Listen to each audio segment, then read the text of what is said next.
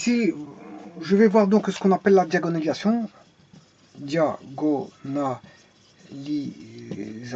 diagonalisation. Bon, on peut voir, il y a déjà une vidéo qui était faite par rapport au vecteur propre et valeur propre. Vecteur propre, valeur propre d'une matrice A. Donc on a les valeurs propres associées à une matrice. Enfin, on a les valeurs propres d'une matrice associées à un vecteur propre. Donc il y a une liaison entre les vecteurs propres, les valeurs propres, et bien sûr, ce sont les valeurs propres d'une matrice A, et ce sont les vecteurs propres d'une matrice A. Vous comprendrez que c'est ça. Les vecteurs propres et les valeurs propres sont associés. Les valeurs propres sont associées aux vecteurs propres. Les vecteurs propres ont leurs propres valeurs propres, et la matrice a ses valeurs propres, comme les vecteurs propres sont liés à la matrice A. Par quelle relation, vous allez me dire? La relation, elle est simple. Bon, là, on a lambda. Les valeurs propres, ce sont des lambda, telles qu'on multiplie par les vecteurs propres. Et ça donne A fois le vecteur propre. La matrice, c'est plutôt la matrice vecteur propre. Matrice vecteur propre. Parce qu'il s'agit d'une matrice. Donc, le vecteur propre, là, on le met dans une matrice. Voilà. Alors, ici, qu'est-ce qu'on a? Je vais faire une petite analogie, mais l'analogie est la suivante. L'analogie, c'est qu'ici, on a une application. Là, on a une application linéaire. On a une application linéaire, bien sûr, qui est un endomorphisme, c'est-à-dire une application linéaire de E dans E. Voilà, on a un endomorphisme là. Voilà, bien sûr, E est un espace vectoriel, hein, sur lui-même. Voilà, et là, on calcule, bien sûr, t du vecteur u est égal à lambda u. Ben, ici, c'est un peu la même chose. On va faire, pour chaque vecteur u, on va faire lambda u. On cherche l'image du vecteur u. Alors, vous voyez qu'il y a plus ou moins des analogies. Ici, on a une application, là, une application linéaire. Là, on a bien ce qu'on a un endomorphisme ici. Ben oui, c'est de E dans E. Est-ce que ici, la dimension de E vaut quoi? Ben, il vaut n. Ici, la dimension de E, il vaut quoi? Il vaut n. Voilà, il vaut n, la dimension. Voilà, ça c'est pour les vecteurs propres, les valeurs propres, et à m'associer une matrice A. Là, on a quoi? On a une matrice A, on a des vecteurs propres, et on a, enfin, on a des vecteurs ici, on parle de vecteurs, et on a des scalaires, lambda, réunis par l'écriture que vous avez vu tout à l'heure, c'est-à-dire qu'on a A, fois une matrice vecteur est égal à lambda fois une matrice vecteur. C'est un petit peu la même chose qu'on a ici, hein. A fois une matrice vecteur est égal à lambda fois une matrice vecteur. Bien sûr, la matrice A, elle est donnée, hein. C'est ça qui va faire le tout. Si on vous donne une n fois n, ben, on aura directement une dimension n. Une dimension n, voilà, une dimension n. Dimension de l'espace vectoriel sera de dimension n, c'est-à-dire on aura un élément. Et donc, là, on va faire intervenir une base. Et la base ici de la dimension vectorielle, c'est B1 est égal à E1, E2, jusque, bien sûr, En. Voilà la base, ce sera, parce que la dimension est n, donc les vecteurs de base, c'est E1, E2, voilà, 3 petits points, En.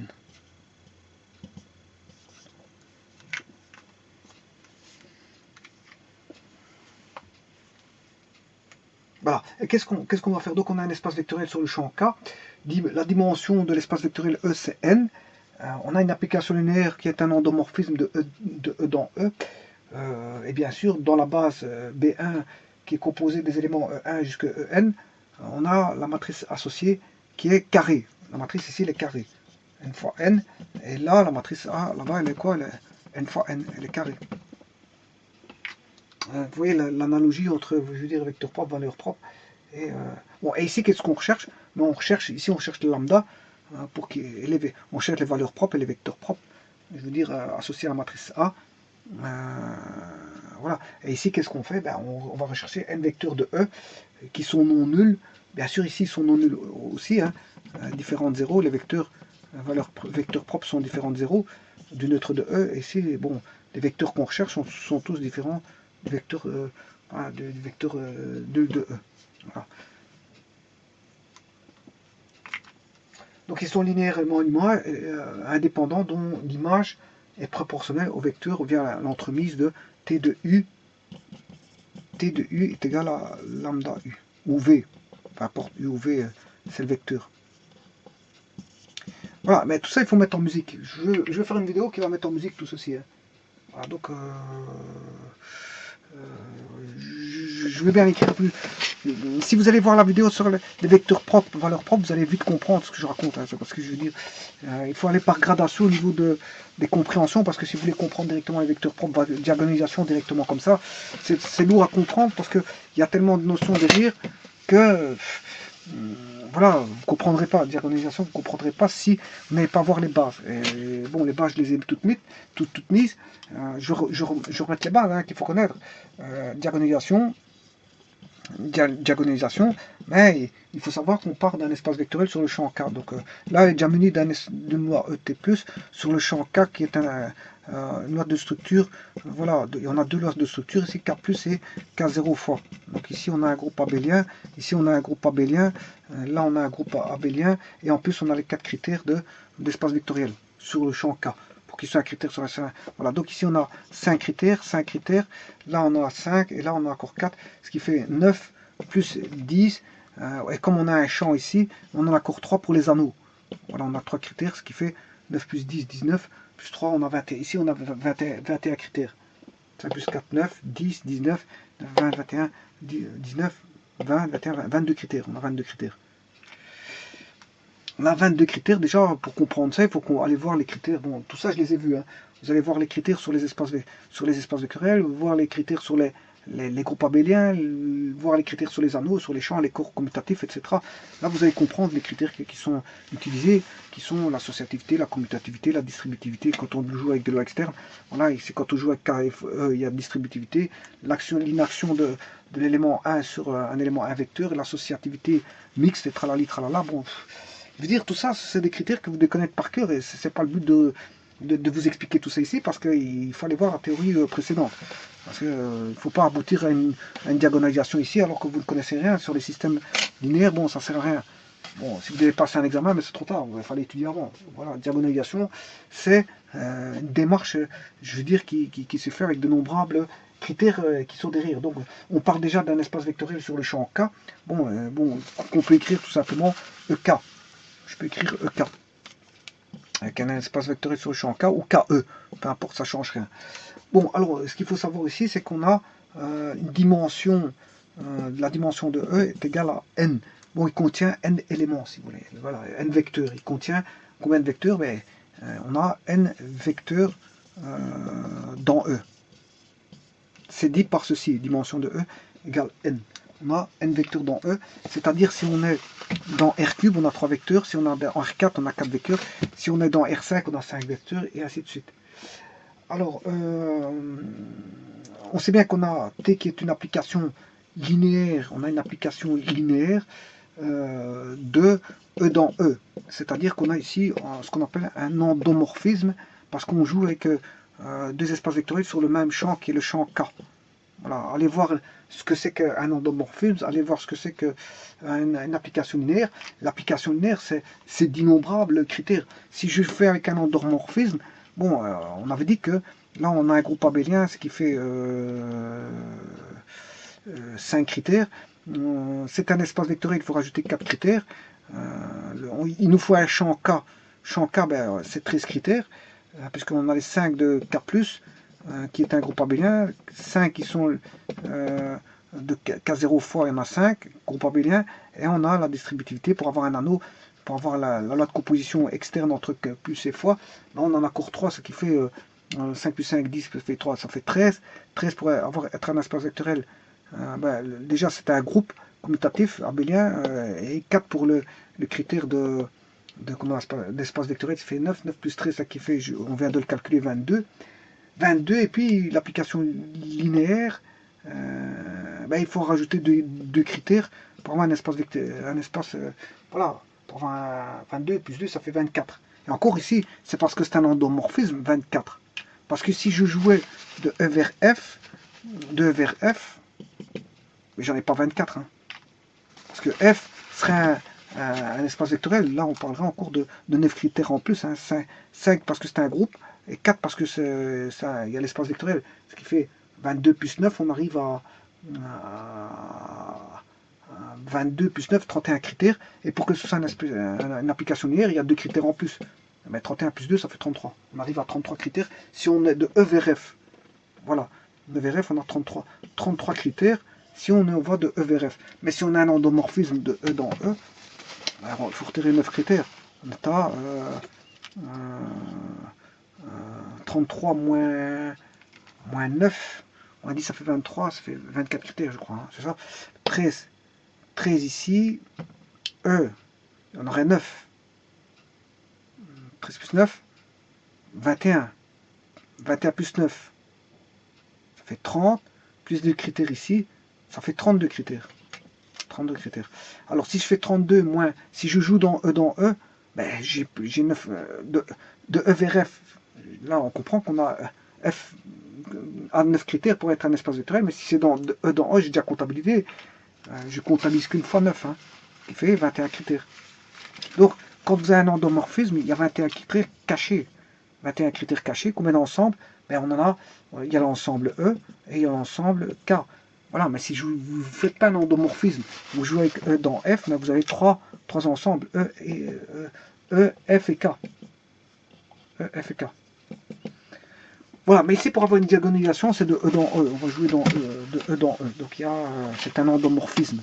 C'est une application linéaire qui est de E dans E. Bon, je vous rappelle que l'application linéaire, c'est TU plus TV est égal à TU plus V, ou quel que soit ça, quel que soit U appartenant à E, quel que soit V appartenant à E, et voilà, et ça, quel que soit alpha appartenant à K, quel que soit V appartenant à E, mais T de alpha V, ou U, ici je vais mettre U, hein, T de alpha U est égal à alpha TU.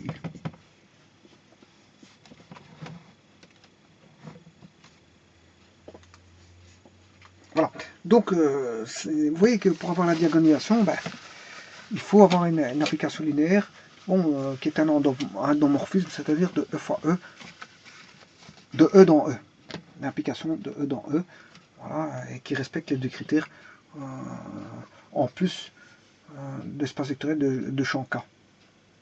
Voilà. Et donc là, on va jouer avec une base B1, ben, qui sera E1, point virgule, E2, jusqu'à... Ben, la base comptera n éléments, donc ce sera 1 jusqu'à n. Alors bien sûr, il faudra une matrice associée A, puisque si je vous ai dit qu'il fallait avoir la condition A fois la matrice vecteur est égal à lambda fois la matrice vecteur, c'est la même matrice vecteur ici. Bien sûr, ici il y a combien d'éléments? Mais il y en a n, hein, jusque n. Parce qu'ici on a une matrice n fois n, là une matrice n fois 1, donc là on doit avoir une matrice n fois 1. Voilà, donc on a un élément ici, hein, x1. Je vous ai dit que la base de l'espace vectoriel c'est n éléments. On a un élément E, sa dimension c'est n, donc on aura des systèmes de n équations à n inconnues. Hein. Voilà. Donc n équations n inconnues, ben oui. Donc on a A qui est n fois n, qui dira système d'équations de n fois n, voudra dire système de Cramer. Hein. On aura des systèmes de Cramer.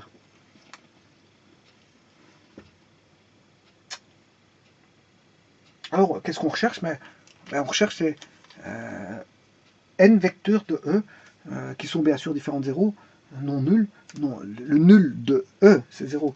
Les vecteurs doivent être différents du nul de E. Voilà. Parce qu'il y a le 0E ici, mais il y a aussi le 0 ici, de K, qui vaut 0 ici. Hein. Par contre, le nul de E dépendra si vous êtes dans R carré. Le nul de E, c'est 0, 0. Hein. Si vous êtes dans R cube, le nul de E, c'est 0, 0, 0.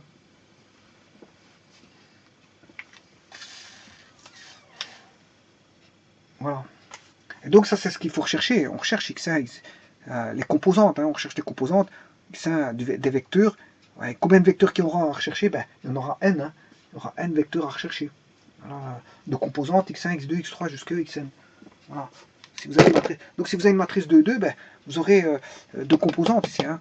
On aura une matrice ici, une matrice carrée de 2. Là on aura x1, x2, c'est-à-dire xy à rechercher.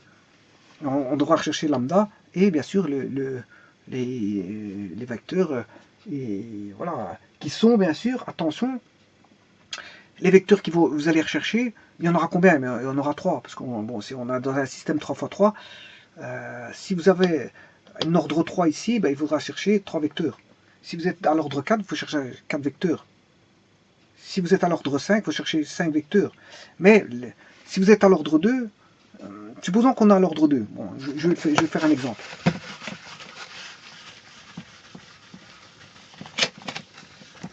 Enfin, un exemple, non, mais je vais vous montrer comment ça passe. Les exemples, je vais vous faire une vidéo pour les exemples. Supposons qu'on a fois la matrice vecteur est égal à lambda fois la matrice vecteur. Ouais. On va faire un cas de figure. Si vous êtes en 2 fois 2, ben, on aura xy. Là, j'aurai xy. Voilà. Donc, on va rechercher combien de vecteurs? Ben, on va chercher u1 et u2. Voilà. x1, y1, x2, y2. Voilà. Là, on a 2 fois 2. Voilà. Maintenant, si on a en 2 fois 1. C'est matrice colonne. Hein. Là, on a en 2 fois 1. Pour que la multiplication soit possible, il faut que j'ai 2 en colonne pour le A et 2 en ligne pour les inconnus. Donc ça revient à... Vous voyez qu'on a l'analogie avec ceci. AX égale lambda x. Voilà. Et alors si je fais ceci à x moins lambda x égale 0, ben, c'est la matrice nulle. Hein. J'ai un système d'équations. Donc j'aurai... voilà. J'aurai ceci. Bon, maintenant, si j'ai un 3 x 3,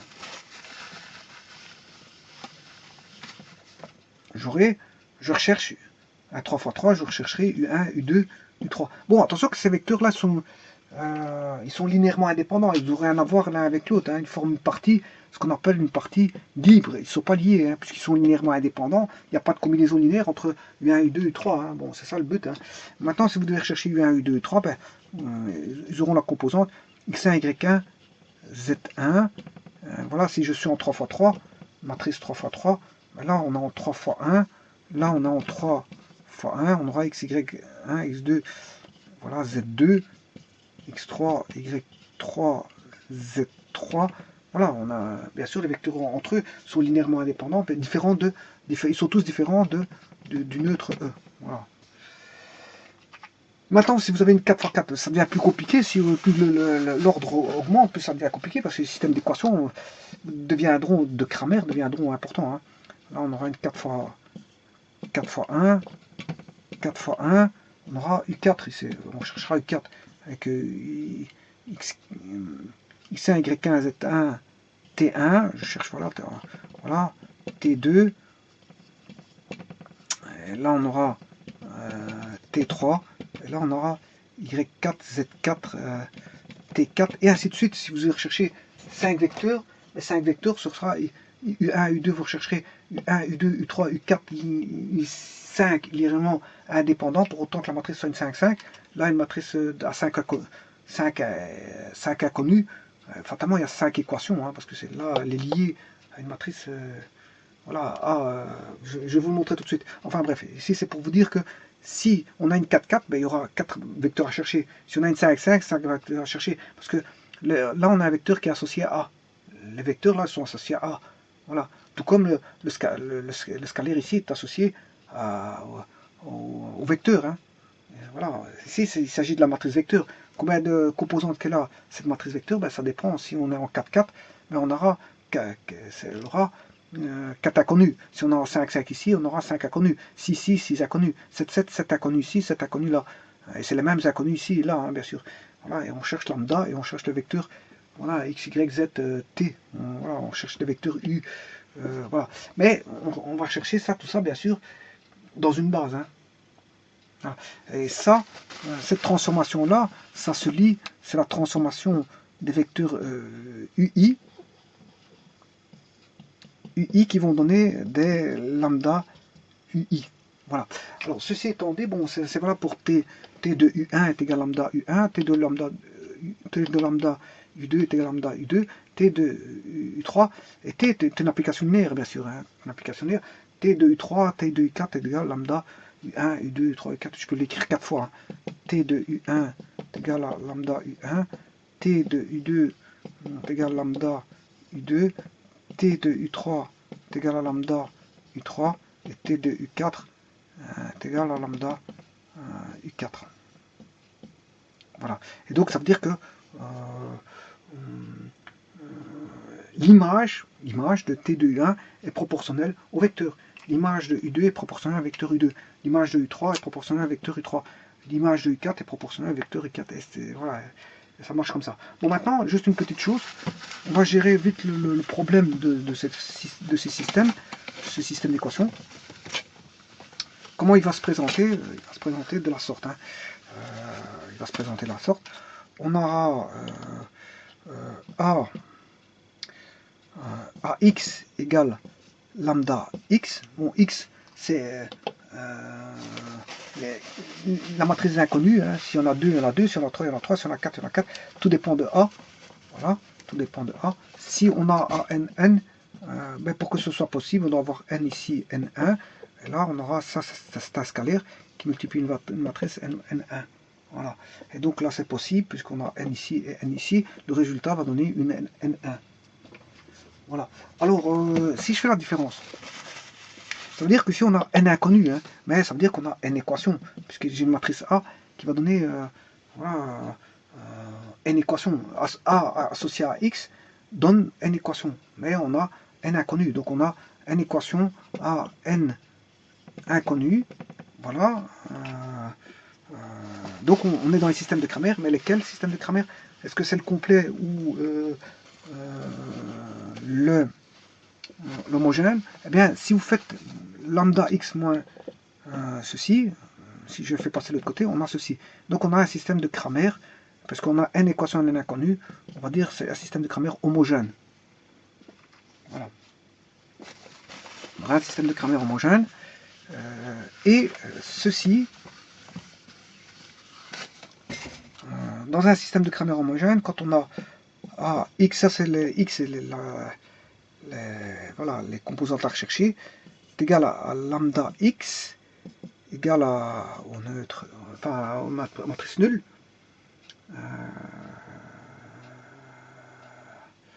Voilà. Ce qui veut dire que là, je peux mettre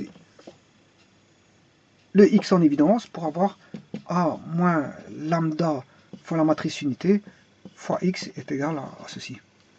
Ça revient à ceci. Là, j'ai un système de Cramer qui est comme ça. Voilà. Alors, pourquoi lambda i? Parce que j'ai recréé une matrice. Hein. Là, j'ai une nn. Pour que ce soit, je veux dire, soustrayable, ben, il faut que j'ai une nn. Or, ceci, c'est un scalaire. Hein.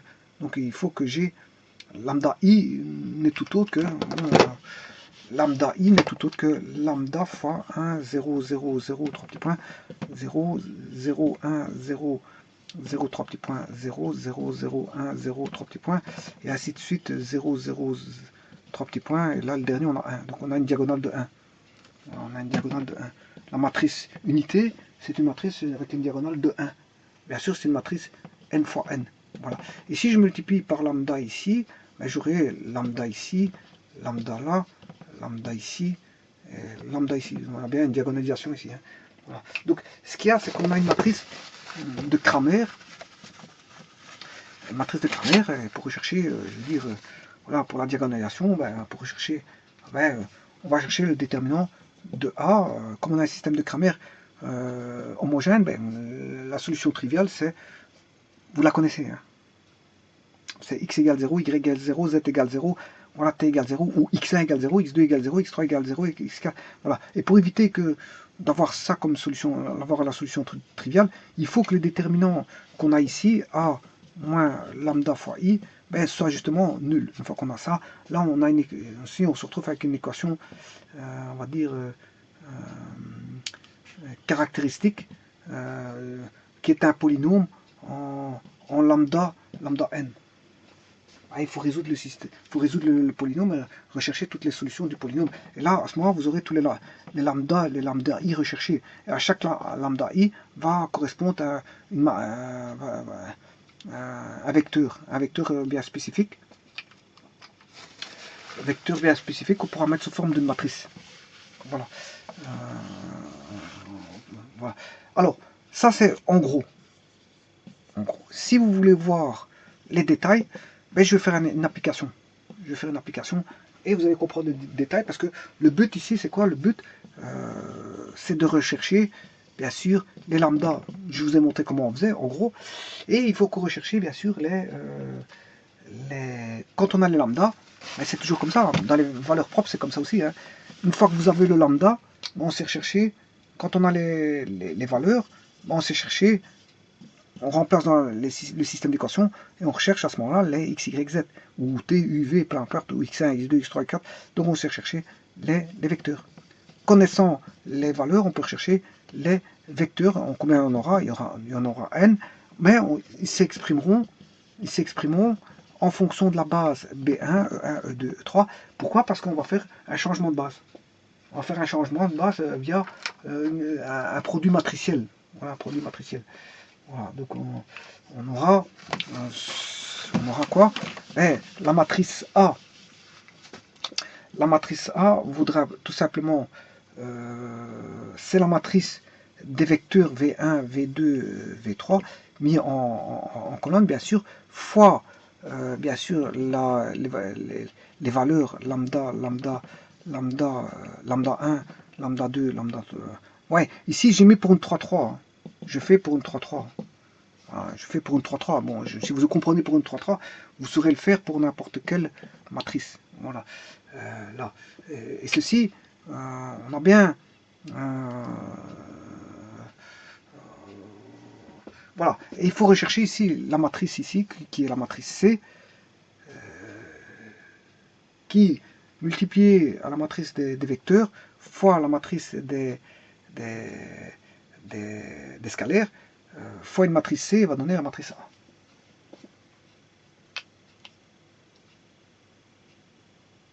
Alors, celle-ci est dite la matrice associée, c'est la matrice associée à l'application linéaire. Ça, c'est la matrice associée à l'application linéaire. Bien sûr,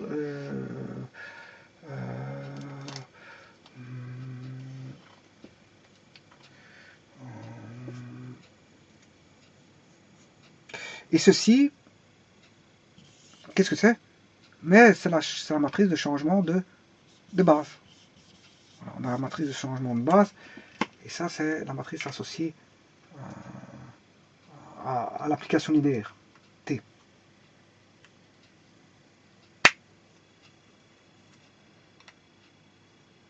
Donc rappelez-vous, T d'un vecteur U est égal à lambda U.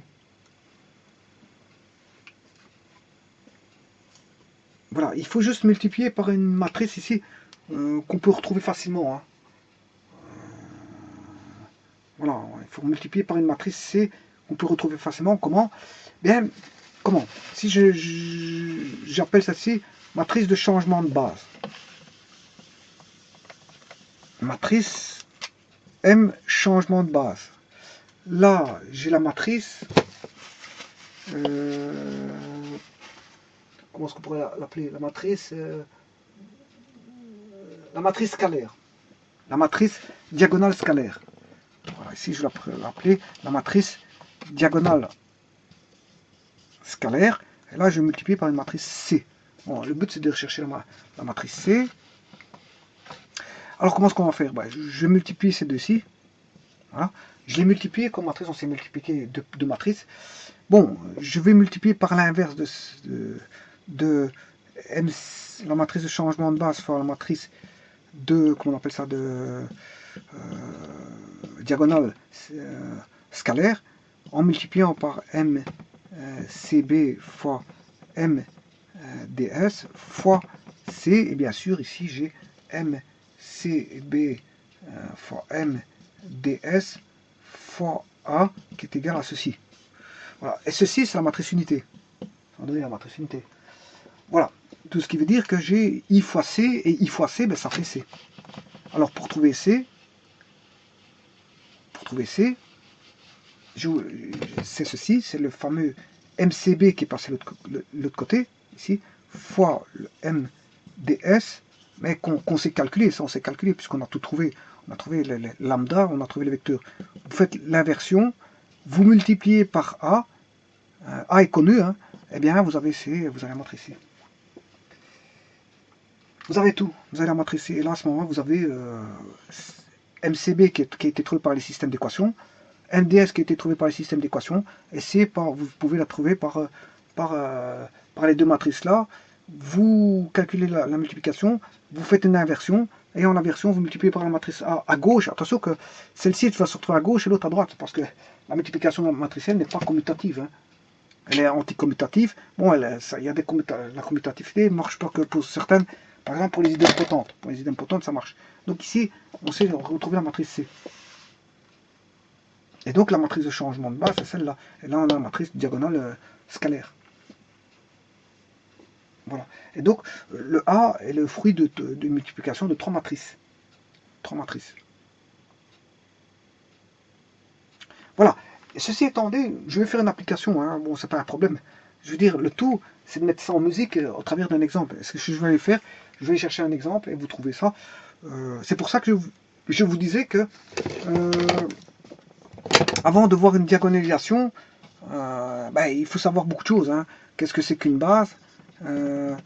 Qu'est-ce que c'est qu'une partie libre? Qu'est-ce que c'est que des vecteurs linéairement indépendants? Parce que voilà, il y a la notion d'application linéaire, il y a la notion d'espace vectoriel. Qu'est-ce que c'est qu'un champ K? Qu'est-ce que c'est qu'un endomorphisme? Voilà. Qu'est-ce qu'une matrice de changement de base? Qu'est-ce que c'est qu'une diagonalisée, une matrice? Qu'est-ce que c'est qu'un système homogène de Cramer? Quelle est la condition pour qu'un système homogène de Cramer ait une autre solution que la matrice nulle? Enfin, que les valeurs triviales, que la solution triviale, x égale 0, y égale 0, z. Bon, vous voyez qu'ici, il y a à boire et à manger. Hein. Ouais, c'est comme si vous avez... Voilà, ici, il y a une richesse. Hein. C'est comme dans un plat, il y a des richesses. On peut varier le plat, il peut y avoir beaucoup de composants dans le plat. Mais ici, c'est la même chose. Donc, ne venez pas ici avec une certaine vue pour voir la diagonalisation si vous ne connaissez rien sur ce que je vous ai expliqué. Parce que moi, vous pourrez faire certaines choses, mais vous ne comprendrez pas les tenants et les aboutissants de ce qu'il y a derrière tout ça. Donc, ici, on demande, bien sûr, on demande qu'une chose avec ça, c'est que, bon, il faut maîtriser tout ce qu'il y a derrière. Une fois qu'on maîtrise ce qu'il y a derrière, après le tour est joué, c'est de ne pas se tromper dans les calculs. Voilà. Donc ici, je vais faire un exemple sur la diagonalisation, donner un exemple avec cette matrice-là. Voilà. Je vous remercie.